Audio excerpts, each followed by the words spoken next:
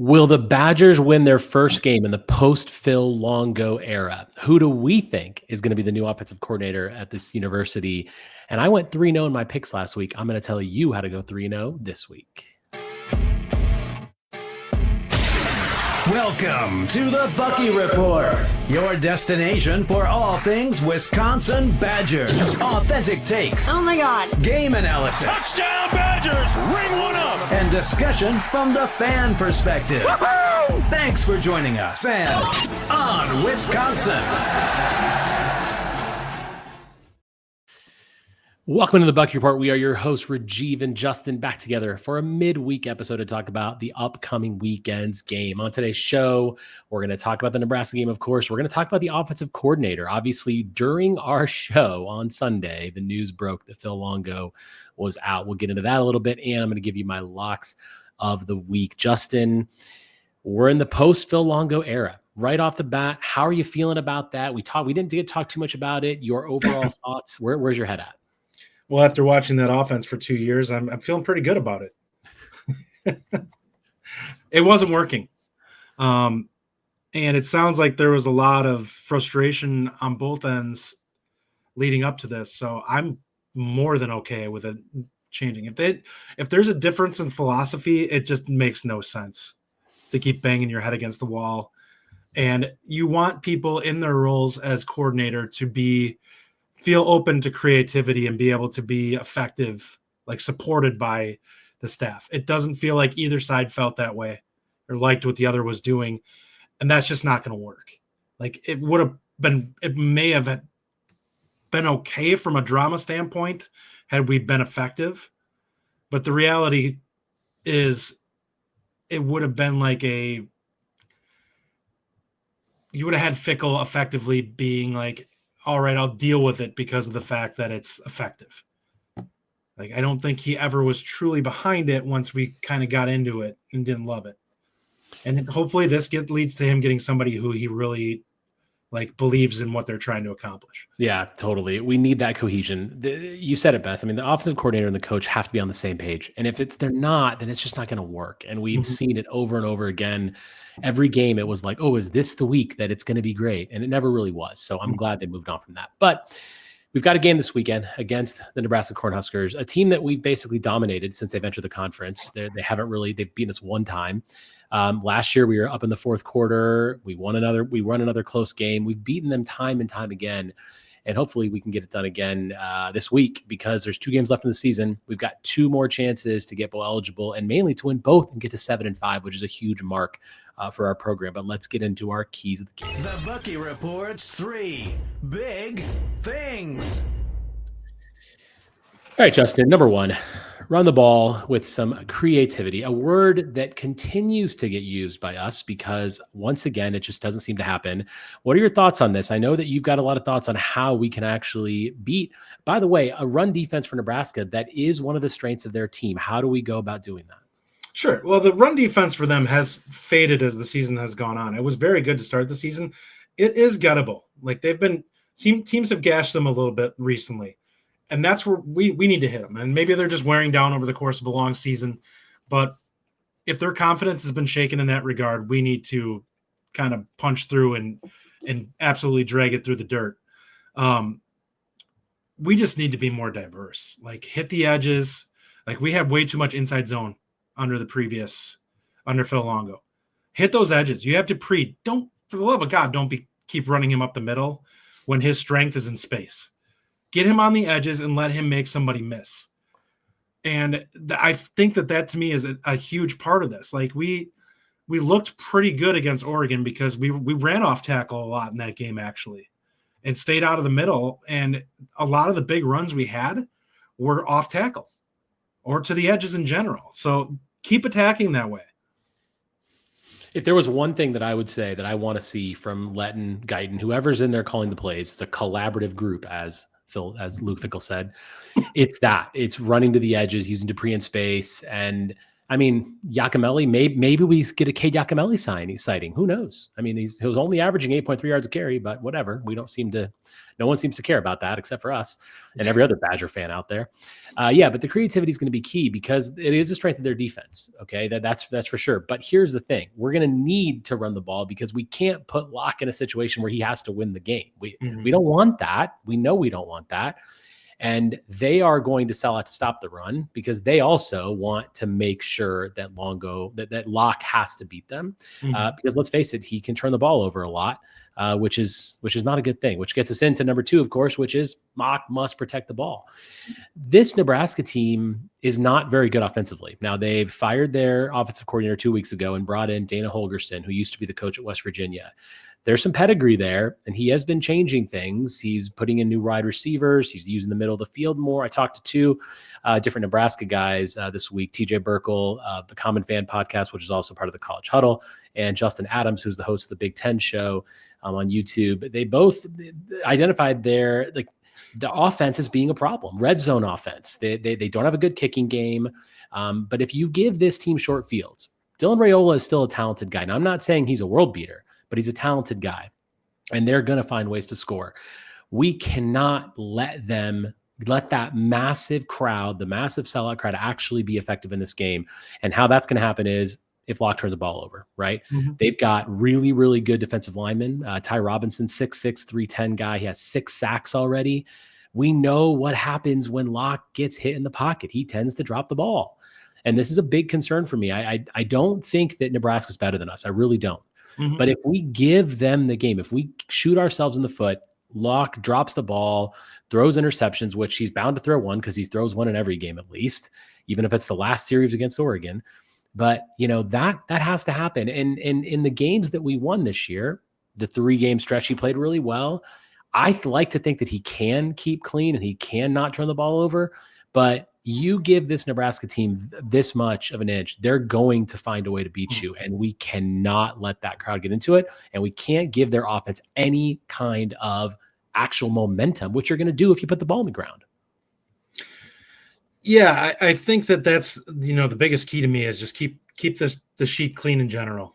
No penalties, try not to turn the ball over, and absolutely cannot give them the ball on our side of the field. So, I mean, that's just the biggest deal. Like Locke, we heard from Fickell in his press conference that they need to do things to make it easier for him to grow and to make him more confident.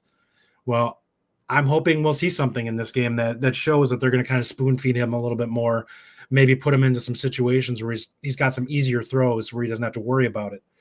Whatever they do, they've got to find ways for him to be productive. You can't average 3.4 yards a pass, but protect the football.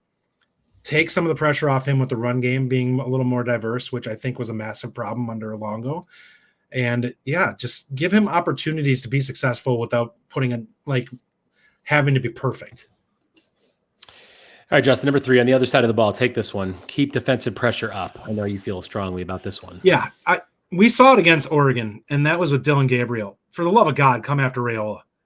Make him pay. He's been turning the ball over a lot lately. I think he's a guy who gets tunnel vision when you start getting pressure on him, and I think that's really shown in the second half of the season where he's been very turnover heavy, and they can't run the football. Nebraska's not a great running team, so attack them.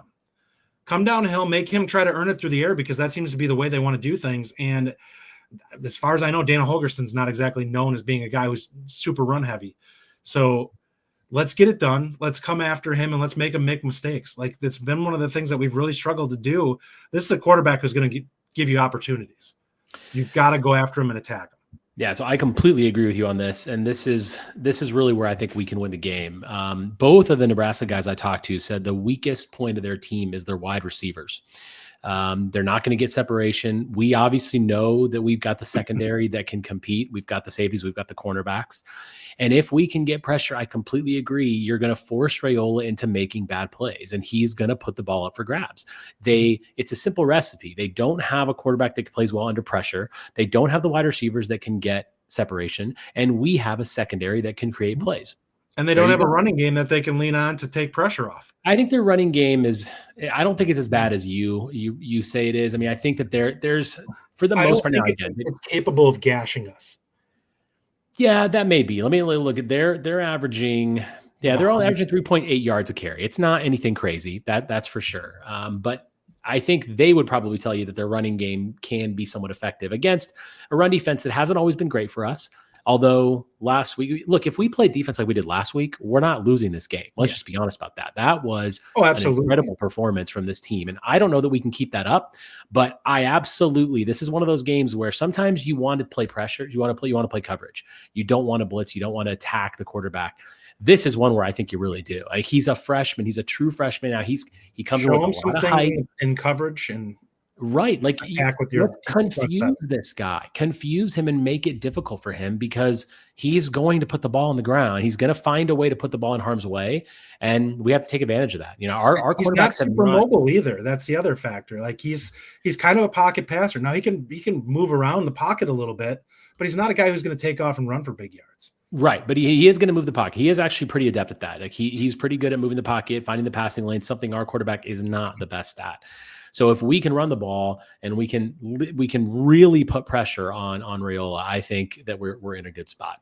We're going to get back to our predictions at the end of the show, Justin, but let's talk about this.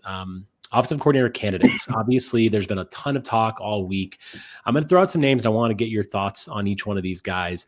The first one that we've been talking about that you've seen, out there is UNLV offensive coordinator Brendan.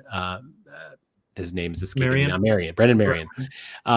Do you think his style works in the Big Ten? What are your thoughts on him? You've watched some film on him lately. What's your thoughts? I think it does. I actually think anytime you have somebody that bases their run game off the triple option, I'm on board, because it's one of the most difficult run styles to be able to stop. I think it's really interesting that he likes to play with two backs in the backfield.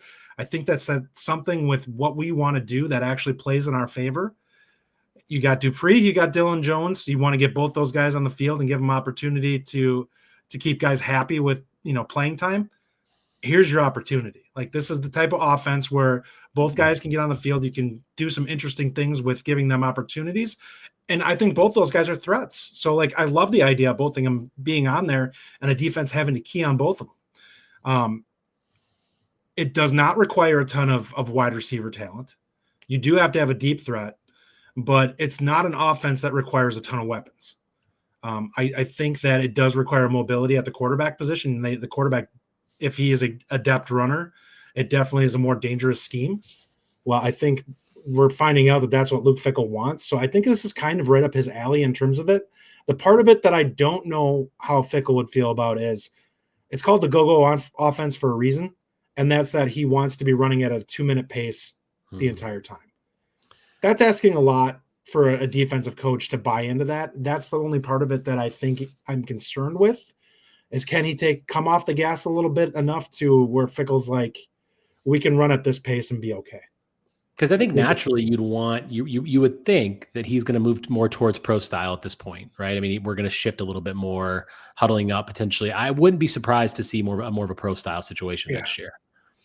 But I think you can still huddle with this. And I think the question is, if you're going to huddle, how quickly are you going to get back to the line? Well, does Brendan Marion want to huddle, though? I mean, like, that's the thing. I mean, obviously, he's one of the names, right? He's going to be one of the hottest names out there. Obviously, the Indiana offensive coordinator is going to be out there as well, Shanahan. So I think there's a couple big names. He's the guy that I think is probably – I'm hoping he's on the list, Shanahan. Yeah, for sure. He does a lot of similar things to what we like to do. It is a run-heavy scheme still, but it's a lot of RPO still. I know that offense has proven to be effective. However, the only pushback I'd have on that, they struggled against Michigan, and the rest of their schedule isn't great. So I still need to see what he can do with that scheme to see if it's going to carry over against good teams that we play. Because make no mistake, that's what Wisconsin's looking for in this coordinator. They need to be somebody who's capable of putting points on the board against good teams. It doesn't matter if we can beat up on Purdue, Rutgers, and Northwestern. You've got to be able to drop points on Michigan, Ohio State, Penn State. And that doesn't necessarily mean 40, but it means you need to be able to at least get to the mid-20s, so you're putting pressure on them. Yeah, the Indiana thing is one of the most fascinating stories right now in college football, and we're going to get to that in our next segment when we talk about picks. But look, I would be fine with Shanahan, but I think Shanahan is likely going to move on to another conference, like going from a Big Ten OC job to a Big Ten OC job. I don't know. I think a UNLV OC job, certainly that's the case. I'm going to go see UNLV in person next week here in Vegas. So I want to see a little more of Marion's offense. Another name, the sort of the Ohio State connection, if you will, because of Fickell, is Brian Hartline. What are your I think there you are. All right. It cut out for a second there. I don't love a Hartline at all. Not really any offensive coordinator experience. People are talking about him because he's a good recruiter, and he's a good recruit at Ohio State. So it's hard for me to take anything away from that other than it feels like people are very, let's play, NFL GM or fantasy football. And listen, we need somebody right now. Wisconsin's biggest need is good coaching. Like they needed somebody who had offensive coordinator can be productive with what they have.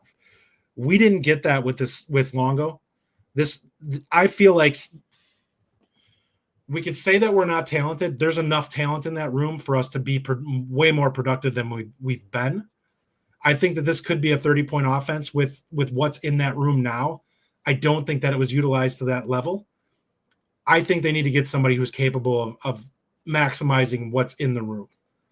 And I don't think that that's Hartline. He's not a guy that I look at currently and say, this guy's going to get it done. He's a guy who can be an OC at a high level. He's a guy who can recruit at a high level. Those are two different things. In recruiting, he's at Ohio State. Why are people constantly talking about his recruiting?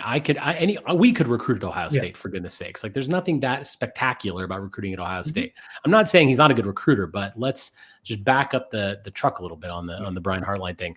And frankly, I don't really see that as an option. I think the next thing we'll talk about is probably the most likely. He's making $1.6 million right now. We're not going to pay more than that for somebody who hasn't even proven he can be a good OC. Exactly. The other name, of course, that's certainly out there is Gino Guidugli, who, as you remember, started out as our tight ends coach, came over with Fickell from Cincinnati. He is now the passing game coordinator and the QB coach at Notre Dame, along with Mike Denbrock, who was Fickell's OC at Cincinnati. Justin, this seems like the most likely candidate. I feel like that's where I'm leaning towards him going. Do you feel like that's the most likely candidate? Do you think this actually happens? I think it could be. I think it's a mistake personally. And I'll give my reasoning on it. For one, he was solid at Cincinnati the 1 year that he was the OC, but there's a reason why Fickell didn't choose him as his OC when he came over to Wisconsin.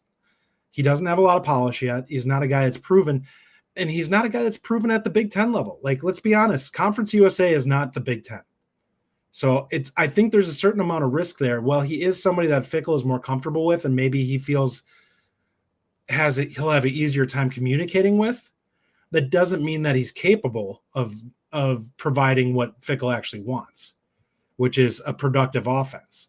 So being able to communicate with somebody and being able to, and them having the talent level that you need are two different things. I'm not saying Guidugli couldn't be that, but I would like to see him proven more before he's somebody we take on at that role. I feel like this is going to be the biggest question, right? Like it's whether or not he goes with the familiar choice, someone like a Guidugli who's been on the staff, who knows some of the players, or he's going to go with someone brand new, like who's more proven, who's going to, be totally different. And because we don't really know what's going to happen with that. And I still think it's Guidugli. I really do. Do you think, you said it was a mistake. Do you think he does that, or do you think he goes outside? I really don't know. I honestly need to hear some names. Like we could be barking up completely the wrong tree. Like I've brought up Andy Ludwig too before. Like that's a guy who's just kind of out there. And I've talked about him from the standpoint of, I think that he's almost in lockstep with what Fickell wants offensively, and he's done it at a high level. My one pushback with him is I'd say he's an older guy, and I don't think he loves recruiting. So I don't know what he provides in terms of being able to really bring plus guys into that quarterback room. And I think that's something that Fickell really values, is somebody he knows can recruit the quarterback room at a high level. Yeah. Yeah, I agree. Well, there's other names too, right? Like Joe Moorhead has been tossed out there from Akron. Jason Eck, that one's me mostly. Yeah, I mean, and I don't. I mean, look, I like that one. He's been productive in the Big Ten. Yeah, And of course, people always bring up Sean Lewis. He is a head coach of San Diego State. I don't think he's leaving, but again, that's because he's got Wisconsin connections. Right. He's not a Fickell guy. You're always going to look at that, though. You're going to look at the Wisconsin connection. You're going to look at the previous coach, connection. So there's a lot of candidates out there. I do think it's Guidugli. I think that's who we're going to end up going with, just because I feel like it's kind of the opposite of Longo. It's a guy that he was kind of like he knows, and that's just my likely guess. Justin, last week I was 3-0 with my locks of the week, 19-11-1. And I'm putting this, we're going to build this into kind of the preview show. Last week I went with Wisconsin, Rutgers, and USC. That was my my 3-0 picks last week. I'm going to quickly hit you with my picks this week. If you want to go 3-0, hit this. Number one, and I'll get your thoughts on these after I run through them, Justin. Indiana at Ohio State. I'm really excited about this game. I think Indiana is going to get rolled. Okay, like they haven't played a single good team. They beat Nebraska handily. They played really crappy teams otherwise. They played Michigan, who's not a good team. They almost lost. I think Ohio State has a message they want to send. They're going to win this game. 12 points. Lay the points all day on the Ohio State. I just don't see any way this game's close. Do you? I think they cover. Okay. I don't think it's by much. I think it's probably a 10-point game. But I think that Indiana is a very disciplined team, and I think that they're solid. Like, I think they're capable of not shooting themselves in the foot a lot in this game. And I question just how truly dynamic Ohio State is. So I think they're a better team. The talent level's higher. I just don't know if they're capable of going out there and just like dump trucking over Indiana, because I think Indiana's got a pretty good defense, and I think that they'll make Ohio State work for it a little bit. They'll still score. Like this has all the makings to me of like a 31-24 type game, or like something like in that ballpark, 31-21 kind of game. I think that legitimately Indiana has a good offense that's capable of keeping you off balance, even if you're a talented Ohio State defense. I think they'll be in the control of the game the whole time, though. Yeah, I think they're going to kick him in the mouth early. They're going to try to sort of punch him quick, get up 14-0, and then it's going to be downhill from there. Illinois, Rutgers. I'm going Rutgers +1. Take the point there. I think this is one of those like last week where, like I said last week, where Wisconsin was 97% of bets went on Oregon, and I said bet the other way, and I was right. This is one of those. 90% of the bets going on Illinois. They're only 1-point favorites ranked going on the road to Rutgers. I'm saying bet Rutgers because the line says to, and also Rutgers is kind of finally finding themselves, and I think they've been undervalued all year. After we kicked them in the teeth? Absolutely, but I think Rutgers gets this done, and they beat Illinois. My last one is actually another one where I feel like the line just doesn't make sense to me. USC is just UCLA is a bad team, okay? USC has had a really rough year, so I understand why they've been undervalued against the spread. I think they're fine. They're breathing a sigh of relief that they're done with the Big Ten teams. Now they go back to their Pac-12 guys. This is another roll. I think they win by double digits at UCLA. Take USC -4.5. I find that one interesting because I think UCLA has really played well in the second half of the season after they made some changes. I think that the defense especially has done a pretty good job. It'll be interesting, that game, to me. I think that there's a chance that I think you may be right. USC covers, but I think that that's going to end up being like a 7-point game to me. Okay, fair enough. So those are my locks of the week. Go Rutgers, go Ohio State, and go USC. Another one I'm just going to give you on the side. I'm not betting this because I really believe in those three. Watch Kansas. The Kansas line, they're 3-point dogs against Colorado. I think Colorado is way overrated. Watch Kansas. That's my other. I think Kansas is going to win that game. Yeah, I do too. They're playing spoilers second half of the season. I love it. 2 ranked teams in the last 2 games. It's going to be good stuff. All right. Well, now we've got 1 game left to pick. The Bucky Report predictions. We tend to do really well against this team. Let's see if we can do well against them this time. 2:30 on Saturday. Wisconsin heads to Lincoln, Nebraska to face the Nebraska Cornhuskers. Justin, what's your score line? By the way, they're now 1.5-point favorites. Nebraska is. Shocking. It's dropping. That means on neutral field, Wisconsin would be favored. So I think Wisconsin gets this done. I have them 24-14. I really trust our defense in this game. I think they'll just get the job done. And if they are capable of holding down that offense, eventually they'll break through and put points on the board. Wisconsin's more talented. Yeah, totally agree. I'm close on the score. I'm actually 27-20 Wisconsin. I actually think it could be even more. It could be 27-13 based on what I've been learning about Nebraska. I feel like their offense is going to struggle. My only concern, as I said, is Locke turning the ball over. And if Locke can play a clean game, which, by the way, he has shown he can do against the lesser teams, cleaner, I should say. Yeah, I was going to say, this is a much weaker team than he's had to face recently. I mean, he absolutely, the last 3 games have been buzzsaw for him. Like that, this is not going to be that. This is a team that he can actually hopefully gain some early confidence. I would love to see him hit a big play to Vinny Anthony early, open up the playbook a little bit and gain some confidence because he needs that. I mean, after last week, after basically being handed a game against Oregon, he couldn't move the ball at all. His confidence is kind of in the tank, and that's a big deal. So, Justin, you're 24-14. I'm at 27-20. The game's obviously on Saturday afternoon. We'll be on the reaction show most likely with Ryan to talk about it. Final thoughts, Justin? It's been a really good week on the recruiting front. We haven't had a chance to talk about it on our show. Jalen Williams, like I said, he's my favorite recruit in this entire cycle. So I'm absolutely pumped about that one. Keep an eye out for some possible upcoming more good news. Yeah. So if you follow recruiting sites, you certainly know that there's a lot of talk about Carter Smith. He's deciding between 2 schools. That's been reported, certainly us and Florida State. But yeah, the Jalen Williams, I saw your guys' show on Locked On. What a great pickup he is. Like, this could really be a huge way to end this class. The front 7 in a couple of years is going to be incredible. I mean, can't come soon enough, my friend. All right, we'll be back again this weekend for our show. Thanks for joining us. And as always, on Wisconsin. Thank you for listening. If you enjoy the show, subscribe to our YouTube channel at The Bucky Report or The Bucky Report Podcast from wherever you get your content.